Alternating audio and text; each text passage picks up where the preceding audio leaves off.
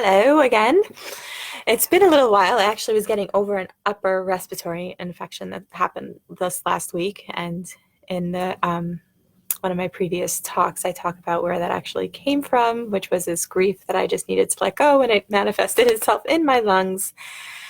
And I just want to let you know that I've been sitting here, and for the first 10, 15 minutes before I'll actually press to go live, the chatter begins. I mean, it's always going on, but hi, Abby. Um, but the at least I've been kind of sitting on my heart, and I really wanted to talk about this, and so I just am getting on and I'm talking about it. And just because you think it doesn't mean it's true. And this is something that I am like so passionate about. Hi, Lisa. And Ruth, actually. I remember you actually from years and years ago.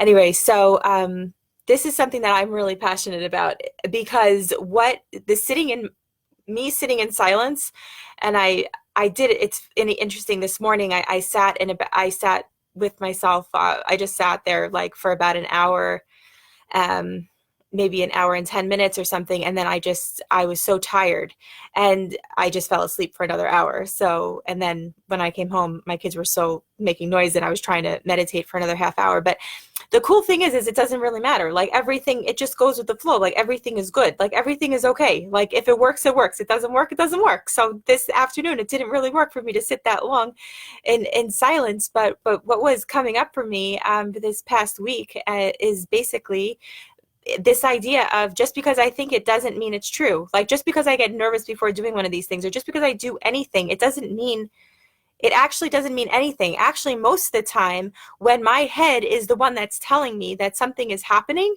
or something is going to happen or I'm afraid of something, especially if it's something that is like within my gift, like if I know that, like if it's something that's good, if my first instinct is that it lifts me up on the inside, and then afterwards my head starts chattering and then I start getting afraid, then I know that that's just my head, and that's that like scared little kid inside of me that's just so scared that needs to stay real small, that doesn't want to like venture out and take a chance or anything, that's been trying to keep me just really small and quiet so that way I don't disturb the peace. But hello, that's so reminiscent of the way I grew up.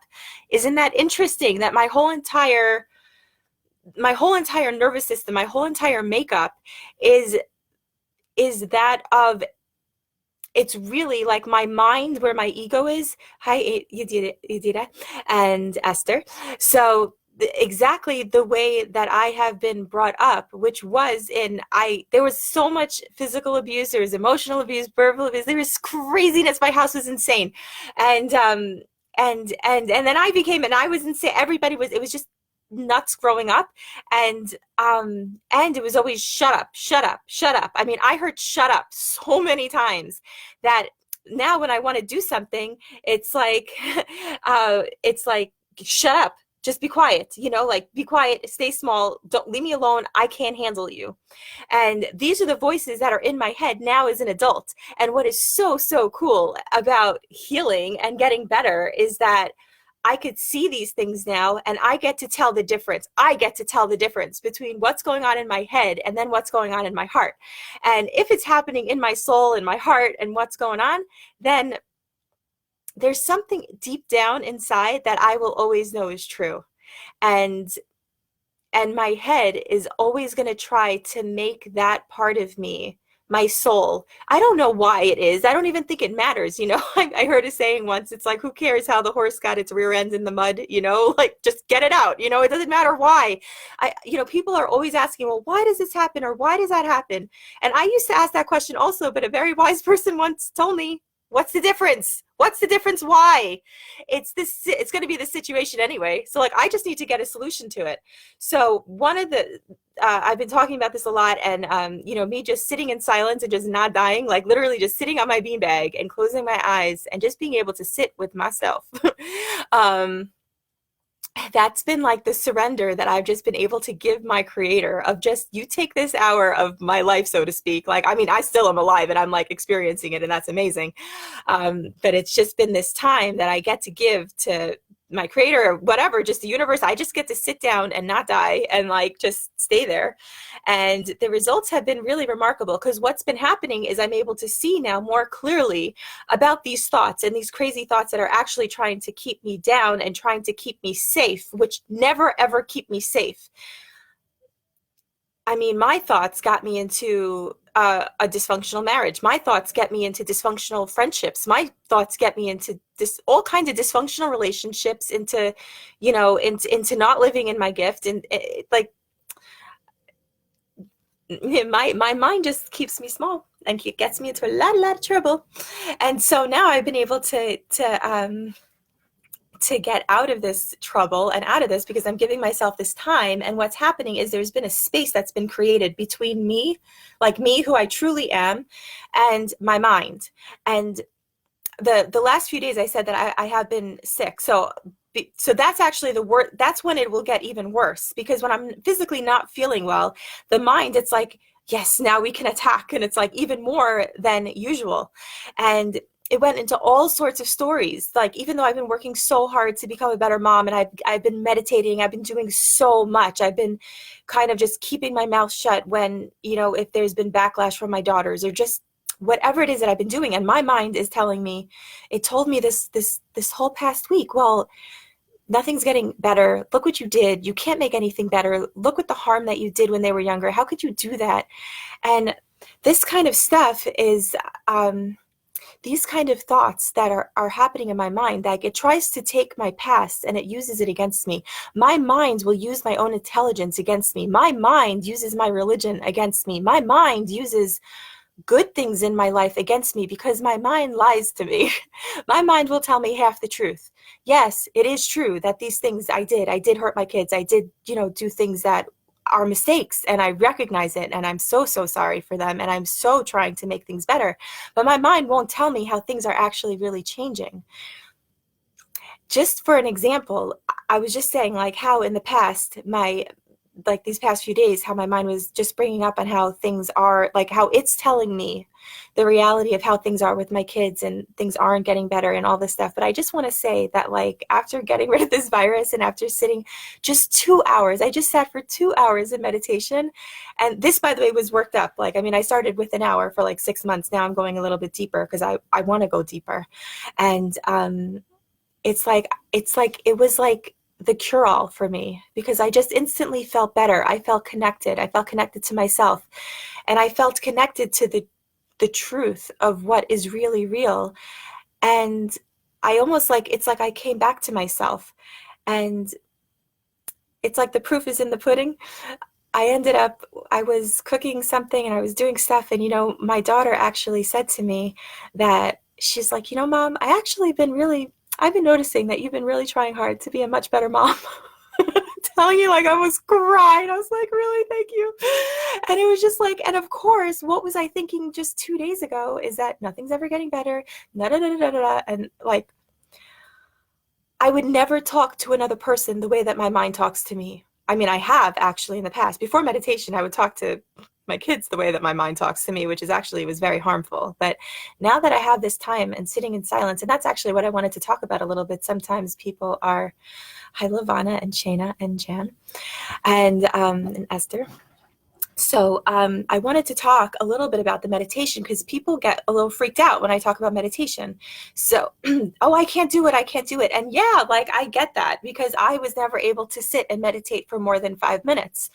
My friend sent me a Kyle Cease video one time, and it was just talking about like how he just spoke to my heart, and there was so much truth in it that I was just like, forget this. Like, I also was in a place where I really needed a much more solid foundation in my life and in my thinking, because this is my thinking after meditation. Can you imagine, like, before I started meditating, like, it was just raw, there's people that if you tell them, just count to 10 before you get angry, they will be able to count to 10, and then either they'll deal with it in a better way, or they won't get angry or something. I'm not wired in that way. I come from a lot of rage. I come from a lot of abuse, and I got it. Like, I got that in me. And I'm not the person that can take, I I physically, my brain is not wired to have that time. I understand it intellectually, but in the past I have not been able to do that. And the only thing that has given me the power to have any space between me, my anger, and my mind, the anger, which would be actually part of my mind, because it's like this 5-year-old kid, is the meditation. So this is how it's explained to me, and this is why I'm able to do this for the amount of time that I'm able to do it, and it's been such a gift.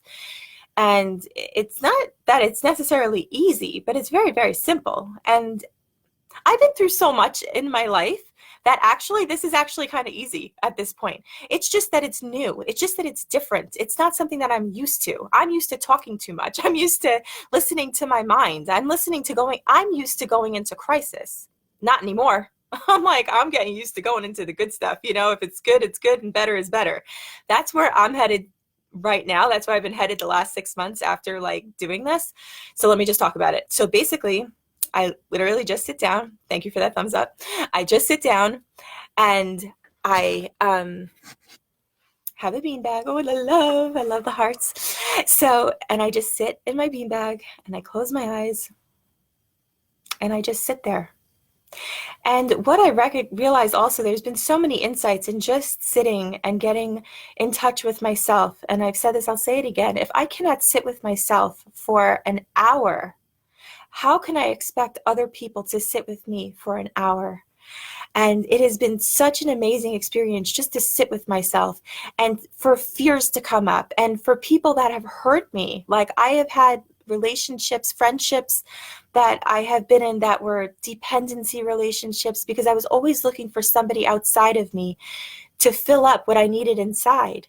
And today that's not the case. And that's because I've been doing all the spiritual work for years, but again, what I've accomplished in 30 days of sitting by myself for an hour is what I've been trying to accomplish in the last 8 years in my spiritual development. And this is no joke. Like my friend actually, I knew this, but my friend just flat out told me, she just said, you know what you did in 30 days with meditating is what you've been trying to do in the last 8 years. And I was like, you just put words to exactly my experience. And so what happens, yes, there's people that come up in my life that are, and by the way, and I've said this, I think in one of my first videos, when people come up in my mind and then they conjure up such angry thoughts because I've been so hurt, really what it is that I've actually given my power away to these people. And that is the case in every single relationship and every single experience that I have had that has been an unhealthy relationship. It's only healthy to the extent that I'm healthy. That's the extent that I can have a healthy relationship, is the extent that I'm actually healthy. So now I can see that, but the pain is still there. So let's say this one person, she was a mentor. She helped me a lot, but again, there was a lot of shame. There was a lot of abuse, a lot of dependency.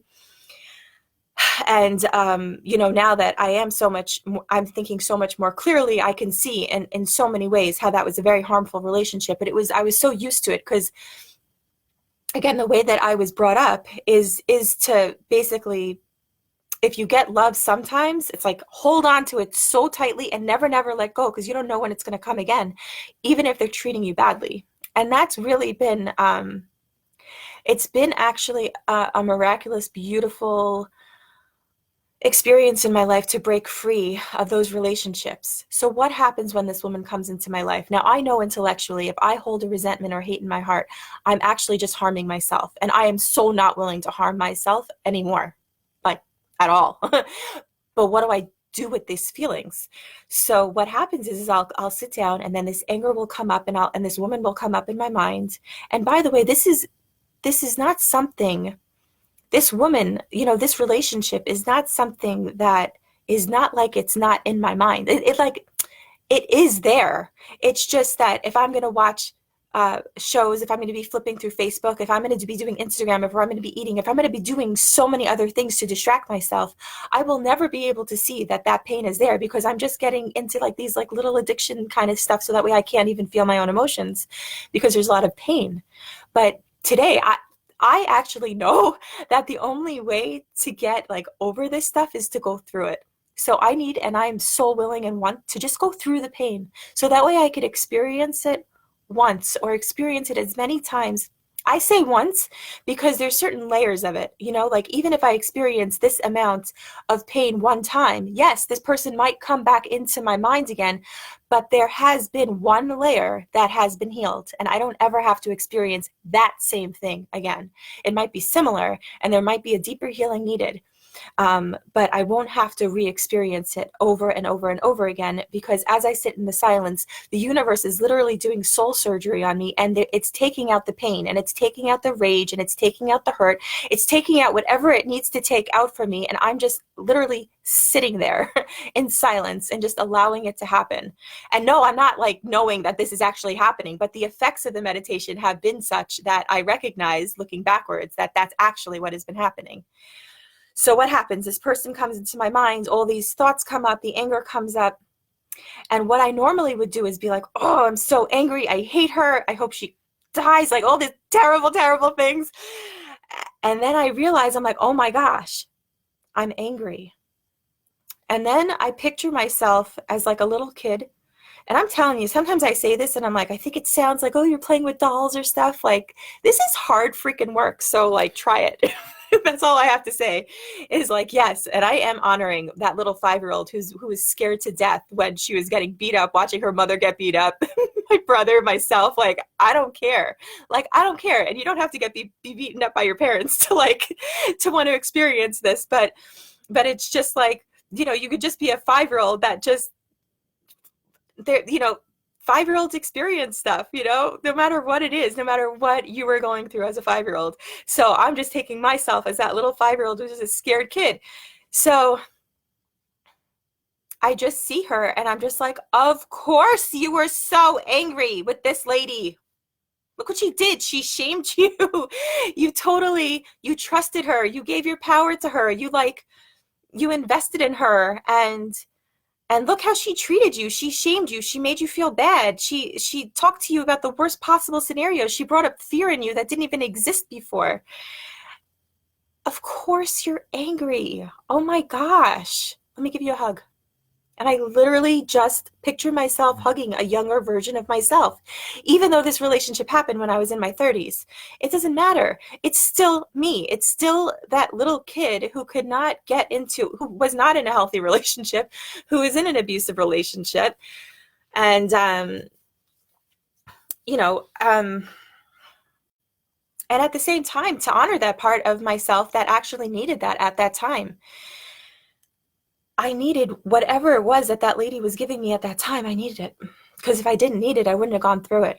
But there's still wreckage left over from that. And if I didn't have that extreme pain from that relationship, there is no way that I would have gotten out on the other side and wanted such a healing from it.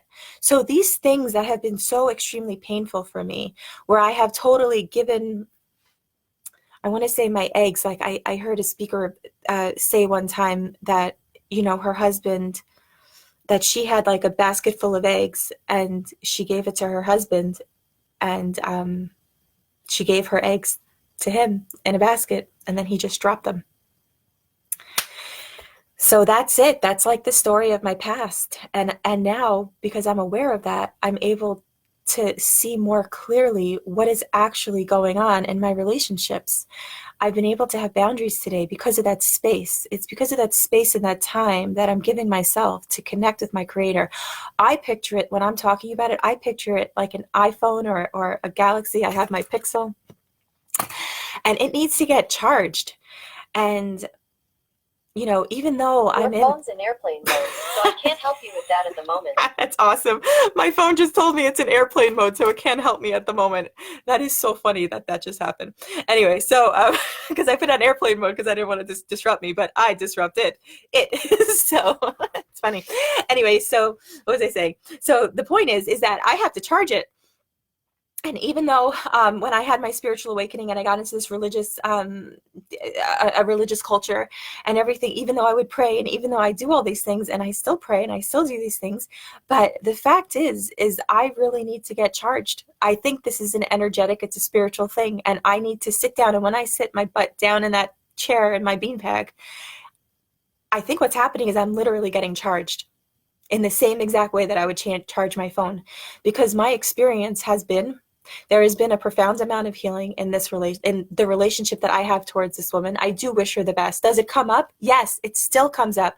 But it's like, if it was 100% like 6 months ago, like now it's, I think like 20, 25% where I'm at, where like she'll come up and I'll feel anger and shame and like I'll just be so angry. And then I have to like realize what I've been talking about all this time is like loving myself and honoring that's where I was, excuse me, and that's what I needed. And I absolutely love myself for that, for even being in that situation with this other person. That's just one example, but let's see. Are there any comments? Oh, thanks, Bridget. You've been so awesome. Hi, Becca and Tina and Renee. So I'm just going to kind of come back around to the original point of just because you think it doesn't mean it's real. I'm at the point today where I'm like, if I think it, it's not real. That's actually where I'm at. If it's coming solely from my mind, and I could tell the difference now because I've spent enough time alone with myself where I can tell if something is feeling really nice and really solid inside of me, or if it's fear coming from my own head. And if it's fear coming from my own head, I'll have a very uncomfortable, familiar feeling because it'll be very familiar and I won't want to let it go, but it will also be very uncomfortable. And so now this has been a work in progress for me to say when stuff comes up with my kids, oh, they're going to be like this or they're going to be like that. You know, they're not going to be the way that good. I'm glad they're not going to be the way that I planned. I'd rather have them have their own experience with God. I want them to have their own life. I'm just so grateful that today I can get a life. And this is me getting a life, is like sitting my butt down in the chair for just an hour at a time and just letting God heal me. Like just letting the universe heal me, or God, or whatever you want to say. You don't even have to believe in God, actually. Actually, if you add up one apple and another apple, you're going to get two apples, whether or not you believe in it. So whether or not I believe that something is going to happen when I'm sitting there on my beanbag in silence, whether or not I believe it, the fact is that I'm sitting there in silence for an hour at a time. And recently I've been doing an hour to 2 hours at a time. And stuff is happening. I'm getting calmer. There's more space in me. I'm just going to say one more thing. Oh my gosh, I think this is so funny. Or maybe not. I'm a cheapskate, okay? Like I have been. I'm like a recovering cheapskate, okay? I went, in the past, what would happen? I would always get scared when it came to money, you know, and then what happens is that then I have scarcity with money. So this is probably a whole nother live talk, but I just want to say is that in the past, I've always been very scared. What do we order? If I went out to eat with my kids, you know, what am I going to get? What are they going to get? I'd always be so scared. Oh, we have to spend only a certain amount. And you know what I've just recently realized is it doesn't really matter. Like they could get what they want. Like I can get them an extra thing. Like so I ordered in today because I didn't have dinner ready when I came home. So I was like, oh, I'll surprise them with Chinese food. And so I went in and my daughter's like steamed dumplings, but it's an extra $7 as opposed to just the 3 dishes that I would be getting. And I realized, like, what the heck am I talking about? I'm talking about an extra $7? Like, what is wrong with me? And I'm like, oh, I know, because I've been identified with my mind so much. And my mind is programmed the way that I was programmed when I was growing up. My mind is programmed the way that my parents are programmed. And that's the way that they were programmed. And that's the way that they were programmed. And they were programmed. And they were programmed. This is generationally ingrained. Like, there is no way that I would have been able to do better than I have done in my life up until this point. And I'm grateful that I could recognize that today. And I'm so grateful at the place that I am at today. So now I ordered Chinese food and I ordered the steamed dumplings because it doesn't matter. Like, it doesn't matter if it's $7 or $10 extra. It doesn't make a difference. And what a difference it makes when my kids feel like, oh, wow, that's so cool. And we got this extra thing. And that's just so cool. And that's me not being identified with my mind. That's being identified with my soul that actually starts thinking. And there's little whispers. The way that I know that it's my intuition, that it's my soul, that it's God speaking through me, is it's quiet. It's a quiet voice. But it's so loving, but it's quiet. The way that I know the difference is my mind is so loud and noisy and full of chaos, confusion, shame, fear, guilt, negativity, depression, that's what it will fuel in me. It will tell me I am not good enough. I'm not worthy enough. I don't have enough. I will never have enough. I will never accomplish. I will never do anything with my life. I have a gift. I won't be able to use it. I will never be able to to have what I want. And the thing is over and over again, my soul, which is my intuition, when I pay attention to it, and God, whenever I have called out, has always given me a solution to any challenge that I have ever had. So why I would ever listen to my mind, it's only because I'd be too identified with it in order to separate myself from it. So that's where the meditation comes in. And the way that I know that it's my soul is because it says, hey, why don't you try this? Oh, that's interesting. Why are you scared? Why don't you just take a look at that and be curious about it instead of getting so scared? That's so interesting that you think that you're never going to accomplish anything. Why would you think that? Is it because you have stuff in the past that, oh, well, in the past, have you actually listened to your soul? Or were you too busy getting yourself into crisis situations so that way you could manage, fix, and overcome them? See, now I'm not managing, fixing, and overcoming crisis. Now I have challenges in my life that I'm growing with, and I have the power now to deal with every single thing that is in my life. And when I don't, I actually ask for the power, and then it comes. I guess I'll say on that note, is that I heard that it says that God doesn't give us more than we can handle.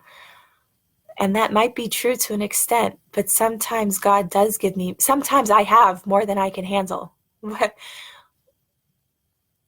And that's why I need God. That's why I need that power that is absolutely greater than myself, that can absolutely take me through everything and anything. And I also wanted to say that I don't know the whole story. I don't know the reasons why these things had to happen. I don't know why I treated my kids. I don't know the way that I did. I don't know why I was treated this way. I don't know why different circumstances had to come into my life. I kind of get that I kind of called them subconsciously into my life. I don't really know. But what I do know is I don't know the whole story. And I know that the whole story is good. And I know that if the more that I can get into my soul and the more that I have this space, so that way I could just watch my mind instead of engaging in it all the time like I always have, then there's freedom, and then there's peace, and there's possibilities, and there's love. There's like unconditional love. I'll start having ideas like, hey, why don't you get the steamed dumplings? Hey, why don't you do this nice thing for your kids? Hey, why don't you extend yourself just a little bit more? Why don't you just don't answer them back? just love them, and just remember how upsetting it was sometime when you didn't have all the answers and you were a teenager and you were just looking for answers and you were upset about something. What about just letting them be? And I'm talking about my kids. What about just letting other people be? What about having space for myself and having space for other people?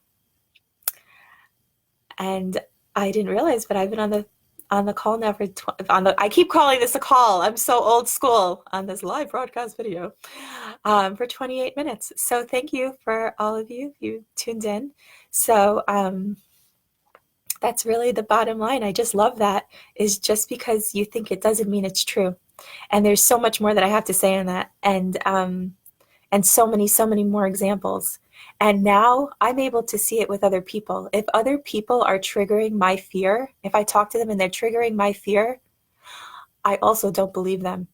I realize that they're not actually speaking from a place of being connected to themselves, which is why I so need to be connected to myself, because I cannot rely on other people for their opinions of what I should do with my life or what I shouldn't do with my life, or if I'm doing something that is in line with me or not in line with me. So now I'm actually surrounding myself with people who are in line with me, who also have a spiritual practice, who are meditating, who are connected to themselves. Like, these are people that are like so supportive of me, and we're kind of like vibing at the same energy. And then I'm also able to like help other people, which is amazing. It's just such an honor and a privilege to be able to speak with you guys. Thank you so much for joining me. I love you. And if you have anything that you want me to talk about again, that'd be so cool. Tell me, or yeah, let me know if you've gotten anything out of what I've been talking about. Would so appreciate hearing from you. And I love you. Have a good night.